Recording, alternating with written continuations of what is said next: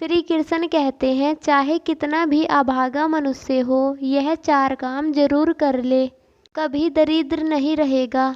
दोस्तों, एक समय की बात है जब भगवान श्री कृष्ण द्वारिका में अपने राजमहल में विश्राम कर रहे थे।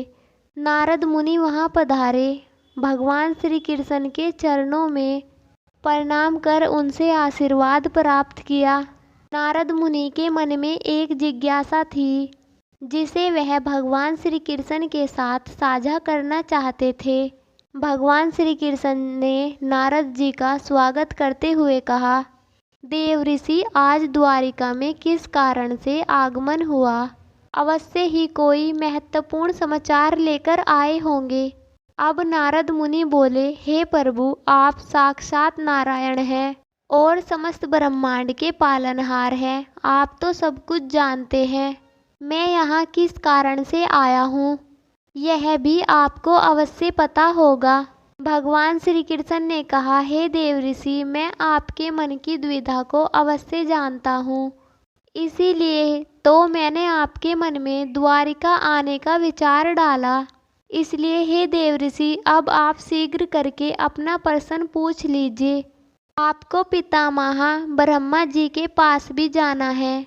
तब देव ऋषि बोले, हे प्रभु, आप तो सब कुछ जानते हैं और यह आपकी ही लीला है, फिर भी मैं आपसे कुछ पूछने की चेष्टा करता हूँ। हे प्रभु, आज जब मैं धरती पर भ्रमण कर रहा था तो एक नगर में मुझे अत्यंत दरिद्र और दुखी पुरुष दिखाई दिया। वह कुष्ठ रोग से ग्रसित था और एक वृक्ष के नीचे बैठकर शोक कर रहा था। तब मैं कौतूहलवश उसका हालचाल जानने के लिए उसके पास गया।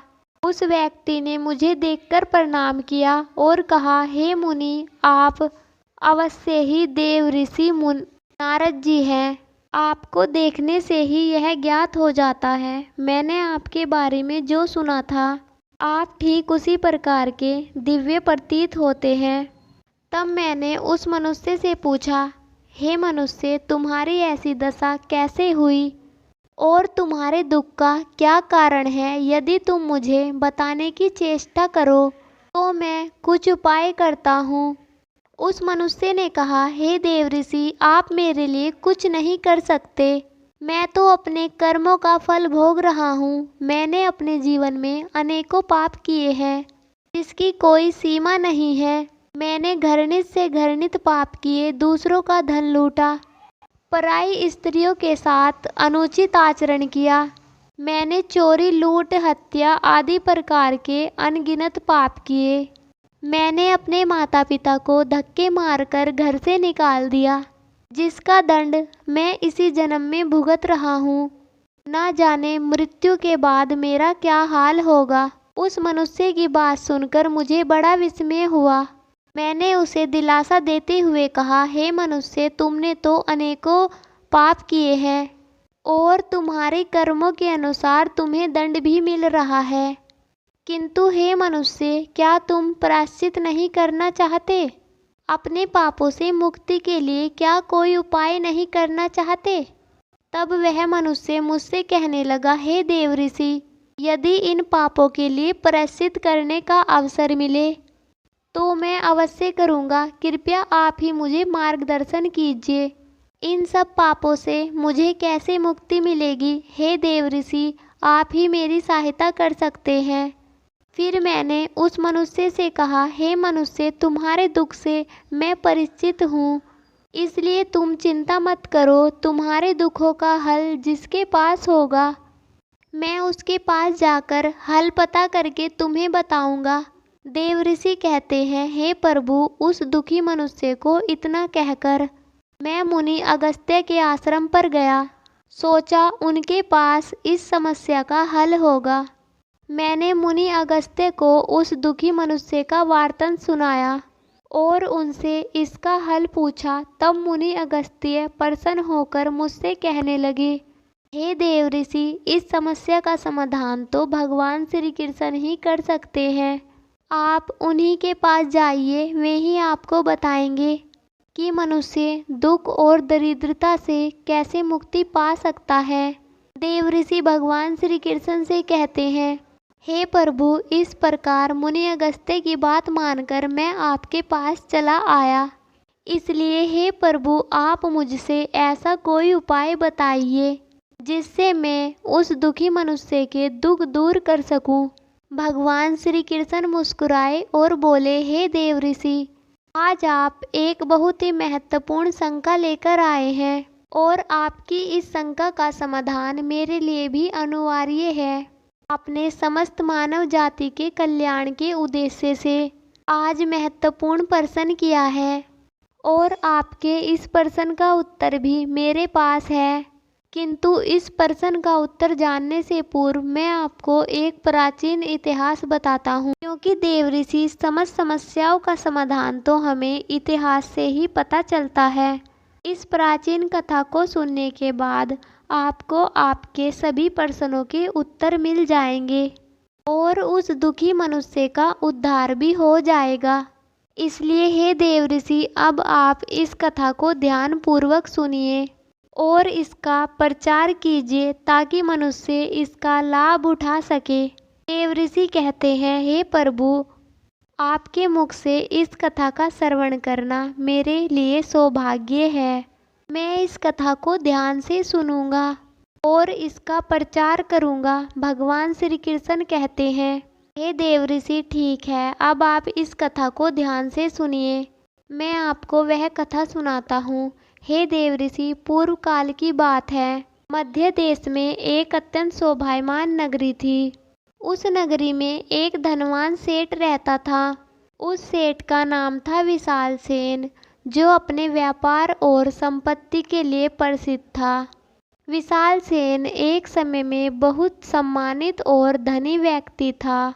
उसके पास अपार संपत्ति थी, बड़ी हवेलियां, नौकर चाकर आदि, और उसके व्यापार दूर दूर तक फैले हुए थे। लेकिन विशाल सेन की कुछ गलत आदतें उसकी दरिद्रता का कारण बनी। विशाल सेन का जीवन बहुत ही ऐश्वर्यपूर्ण था। विशाल सेन का व्यापार एक समय में बहुत ही फला फूला था। वह अपने व्यापार में ईमानदारी और परिश्रम के लिए प्रसिद्ध था, लेकिन वह धन संपत्ति का अपार भंडार रखते हुए भी संतुष्ट नहीं था। वह हर समय धन पाने की इच्छा में लगा रहता था। उसने अपने व्यापार में अनैतिक तरीकों का सहारा लिया। वह गरीब और निर्दोष लोगों को ठगने लगा और अपने कर्मचारियों के साथ निर्व्यवहार करने लगा। विशाल सेन की पहली बड़ी गलती यह थी कि उसने अपने व्यापार में झूठ, छल और धोखे का प्रयोग करना शुरू कर दिया। उसने अपने ग्राहकों को नकली सामान बेचना शुरू कर दिया और उन्हें धोखा देकर अधिक पैसा कमाने की कोशिश की। उसने अपने कर्मचारियों को भी धोखा दिया और उन्हें उनके काम का उचित वेतन नहीं दिया। उसने अपने व्यापारिक साझेदारों को भी धोखा दिया और उनके हिस्से का पैसा हड़प लिया, और इस प्रकार से उसका धन का लालच अधिक बढ़ता गया। और इसके साथ ही विशाल सेन का अहंकार दिन प्रतिदिन बढ़ता गया। जो विशाल सेन पहले अपने माता पिता की बड़ी सेवा किया करता था, वह अचानक से इतना क्रूर और दुष्ट बन गया कि उसने अपने माता पिता की अवहेलना शुरू कर दी। वह अपने माता पिता को भी अपमानित किया करता था।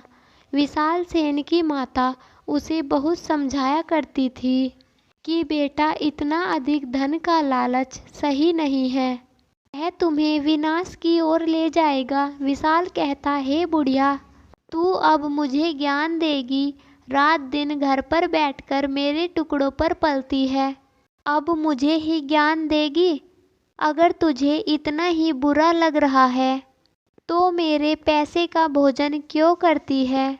विशाल सेन की माता ने कहा, बेटा, अहंकार मनुष्य का बहुत बड़ा शत्रु होता है।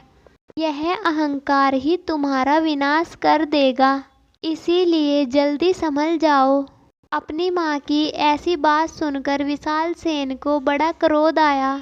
वारे बुढ़िया, माता होकर भी तू विनाश के कारण की कामना कर रही है।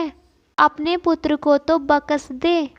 बुढ़िया अपने पुत्र के विनाश की कामना करती है। मैं ही बड़ा मूर्ख हूँ जो अपने घर में सांप को पाल रहा हूँ। इतना कहकर उस विशाल सेन ने अपनी माता और पिता दोनों को घर से बाहर निकाल दिया। इतना ही नहीं, विशाल सेन अपने कर्मचारियों को कम वेतन देता था, बल्कि उनके साथ अपमानजनक व्यवहार भी करता था। उसी लालच और अहंकार ने उसे अंधा बना दिया था और वह किसी की परवाह नहीं करता था। विशाल सेन की बुरी आदतों में शराब पीना, मांस खाना, जुआ खेलना और वेश्यागमन प्रमुख थे। वह अपने जीवन का अधिकांश हिस्सा इन बुराइयों में व्यतीत करता था। उसने अपने परिवार की भी अपेक्षा करना शुरू कर दिया और उनके साथ दुर्व्यवहार करने लगा। विशाल सेन की पत्नी और बच्चे उसकी इन आदतों से बहुत दुखी थे, लेकिन वह उनकी परवाह नहीं करता था। विशाल सेन की पत्नी ने कहा, हे स्वामी, आपका यह आचरण उचित नहीं है और अहंकार के कारण आप विनाश के मार्ग की ओर जा रहे हैं। कृपया रुक जाइए। लेकिन विशाल सेन ने अपनी पत्नी की बात नहीं मानी और वह अशुभ करता रहा। फिर एक दिन उसकी पत्नी अपने बच्चों को लेकर उसका घर छोड़कर चली गई। लेकिन विशाल सेन को इस बात का जरा भी दुख नहीं हुआ। उसने कहा, जाती है तो जाने दे, मेरा क्या बिगड़ेगा। मेरे पास इतना धन है कि मैं दूसरी स्त्री से विवाह कर लूँगा। इसके अलावा विशाल सेन के पाप कर्मों में एक और बुरी आदत थी। वह धार्मिक कार्यों से दूर हो गया था। उसने भगवान की भक्ति और पूजा पाठ करना बंद कर दिया था। वह अपने धन संपत्ति के मद में चूर होकर यह सब भूल गया था कि यह सब कुछ भगवान की ही कृपा से प्राप्त हुआ है। उसने अपने धर्म और कर्तव्यों का पालन करना छोड़ दिया था, जिससे वह दरिद्र होने लगा। विशाल सेन की बुरी आदतें और पाप कर्मों के कारण धीरे धीरे उसका व्यापार घटने लगा। उसके कर्मचारी और ग्राहक उससे दूर होने लगे। एक दिन विशाल सेन अपने सेवकों के साथ एक नाव लेकर व्यापार करने के लिए विदेश जा रहा था। वह नदी के मार्ग से गुजरने लगा। बहुत समय तक नदी के मार्ग से सफ़र करने के बाद एक भयंकर तूफान आया और उस तूफान में उसकी नौका डूबने लगी। उसके सेवक अत्यंत भयभीत होकर रोने और चिल्लाने लगे।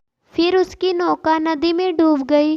विशाल सेन अपना सारा माल छोड़कर तैरकर किनारे पर आ गया। इस प्रकार उसका आखिरी बचा कुचा माल भी नदी में डूबकर नष्ट हो गया। उसकी संपत्ति भी कम होने लगी और वह दरिद्रता की ओर बढ़ने लगा। उसके जीवन में दुख, दरिद्रता और निराशा का प्रवेश हो गया।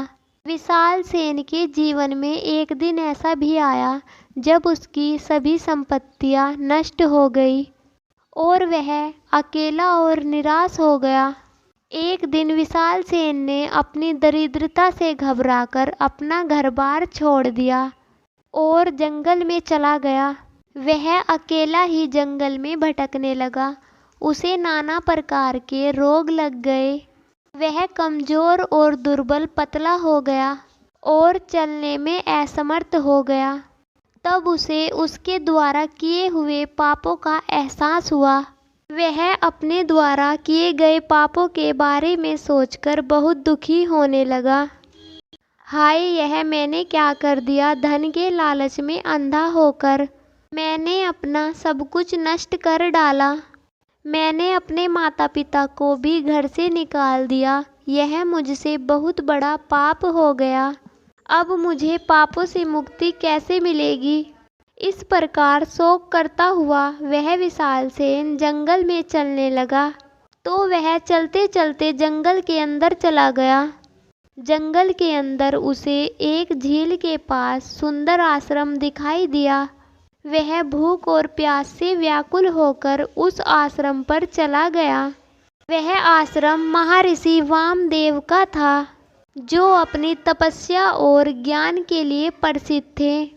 जब वामदेव जी ने एक दुबले पतले आदमी को अपने आश्रम पर आया हुआ देखा तो उन्होंने उसे आश्रम में बिठाकर जलपान कराया और भोजन दिया। फिर वामदेव जी ने उस आदमी से पूछा, हे वत्स्य, तुम कौन हो? तुम्हारी ऐसी दशा किस कारण से हुई है और तुम इस जंगल में अकेले क्यों भटक रहे हो?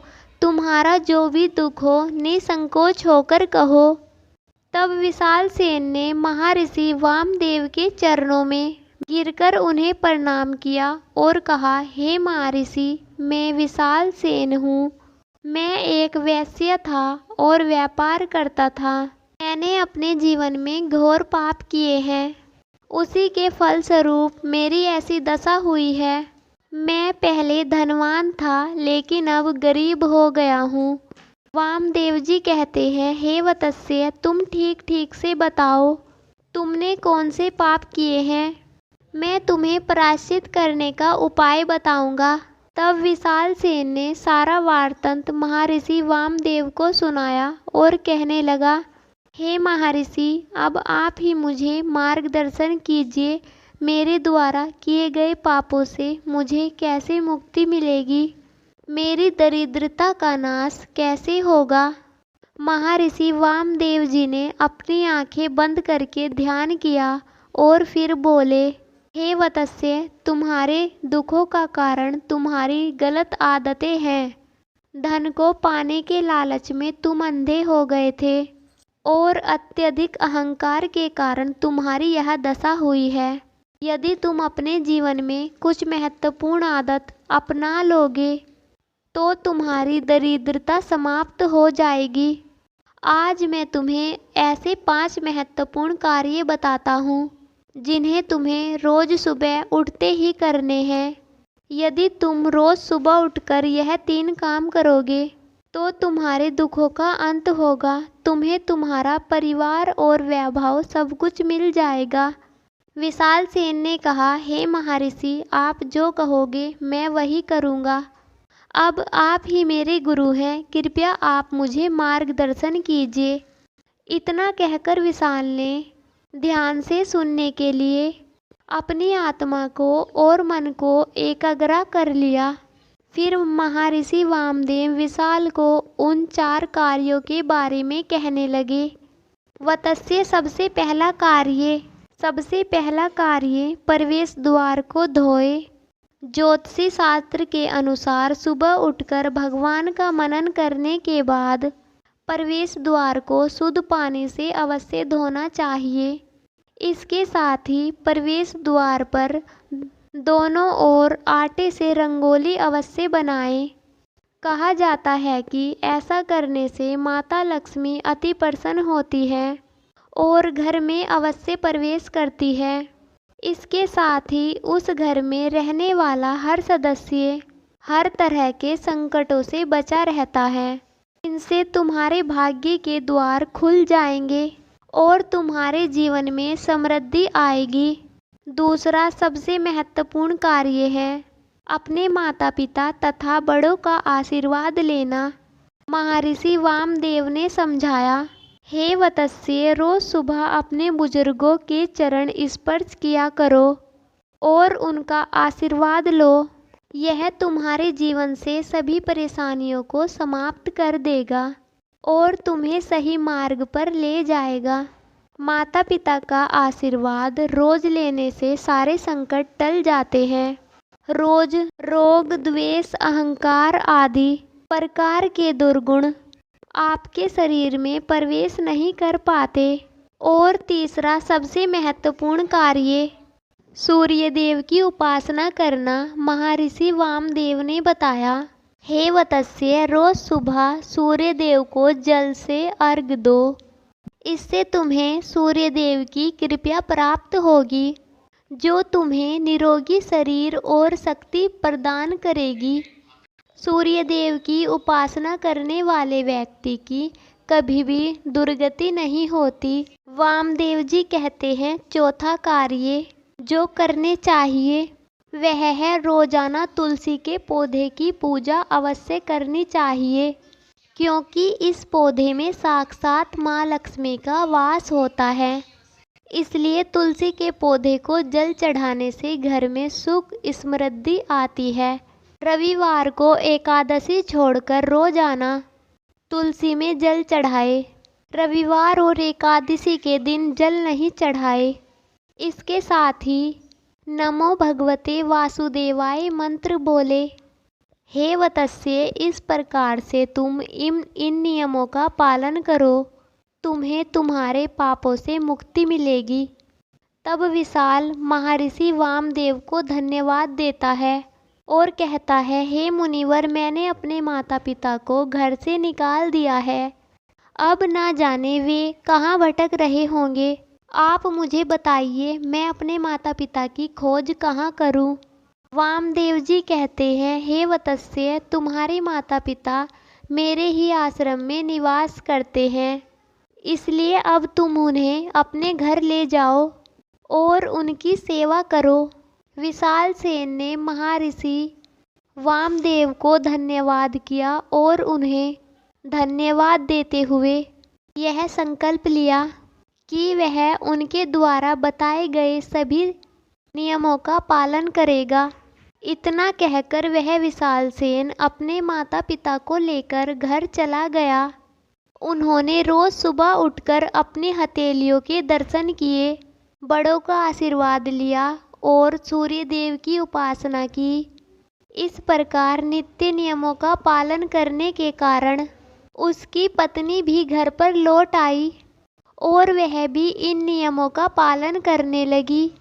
फिर देखते ही देखते विशाल सेन ने व्यापार फिर से शुरू किया और अपार धन संपत्ति फिर से प्राप्त कर ली। उसकी समस्त दरिद्रता का नाश हो गया।